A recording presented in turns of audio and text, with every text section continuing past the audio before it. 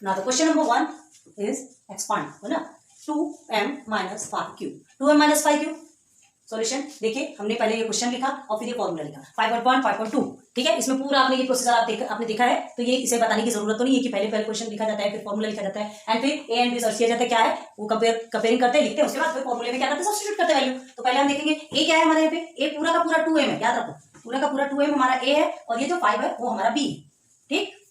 इसे लिखने की जरूरत नहीं है, अभी आपको समझाने के लिए बता रहे हैं। देन अब क्या करना है, मिल गया आपको, इस वैल्यू पे सब्स्टिट्यूट करेंगे। चलो, is equal to A cube बोला मतलब 2m पूरा का पूरा क्यूब रहेगा। क्यों क्यों क्योंकि ए की वैल्यू 2m है, पूरी की पूरी 2m है, ठीक है। ओके, अब ये एक हो गया, अब ये जो माइनस हमने एज इट इज उतार लिया। अब इस क्वेश्चन पे आओ, 3a² b, सिर्फ 3a² b, तो ठीक है। सेकंड के लिए हमको क्या करना है, 3 मल्टीप्लाई बाई a² बोला मतलब पूरा 2m whole square, and b one time है, in the sense b what is 5, clear. बीच में प्लस हमने प्लस कर दिया, ये दो के काम खत्म। थर्ड में आ जाओ 3ab², तो 3 को पहले लिखेंगे यहाँ पर, ओके, मल्टीप्लाई बाय ए हमारा 2m है, सिंगल टर्म में है, लिख दिया। उसके बाद बी स्क्वायर में है, तो मल्टीप्लाई बाय बी हमारा क्या है 5, तो हमने क्या लिख दिया 5²।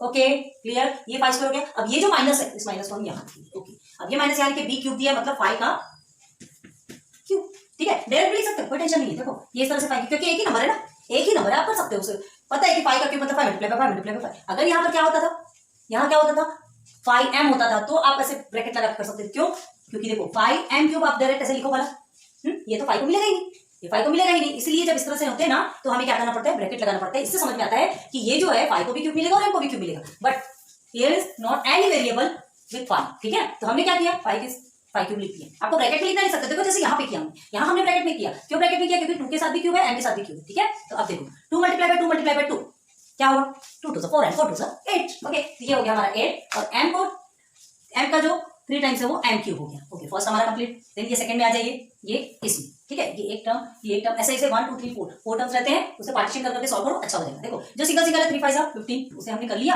और इसे क्या किया, इसे अलग से कर लिया, 2 2 4 एंड m के साथ स्क्वायर, ओके, कंप्लीट हो गया। देन ये प्लस उतारा, अब इस टर्म को लेंगे, तो 3 2 6 हो गया, 6m, अब multiply by 5 5 25, okay, 25 minus 5 cube क्या होता है, चलो बताओ लोग, हमने बोला था। प्लीज कमेंट सेक्शन में बताओ किसने किसने 10 तक के क्यूब्स याद किए हैं। अगर जिसने किए तो उसकी बहुत अच्छी बात है, प्लीज बताओ कमेंट सेक्शन में, क्योंकि हम आपके प्रॉमिस आपको प्रॉमिस कर रहे हैं कि आपको हम पूरी एक एक चीज पढ़ेंगे, तो थोड़ा सा तो आपको भी बनता है यार, इतना प्रॉमिस तो आप भी कर सकते हैं कि अगर हम आपसे कुछ बोल रहे थे प्लीज वो आप करेंगे, है ना। तो 5 cube in the sense 5 5 25 25 5 125, okay, हो गया 125, क्लियर, ठीक है। तो अब देखिए ये और ये तो आपका एज इट इज रहेगा एट m³, ठीक है, माइनस ये एक टर्म है, ये एक टर्म है, इसे सॉल्व करेंगे। अब देखो क्या है, 15 4 से कितना होता है, आता है कि नहीं, 15 2 से 30 है, 32 से 60 करो या 15 4 से 60 करो, मतलब एक ही है, m² हमने लिख दिया। अब ये प्लस हमने उतारा, ठीक है, 25 6 25 4 से 100 होता है, 25 5 125, 25 6 150, ठीक है, तो ये हो गया 150m माइनस 125।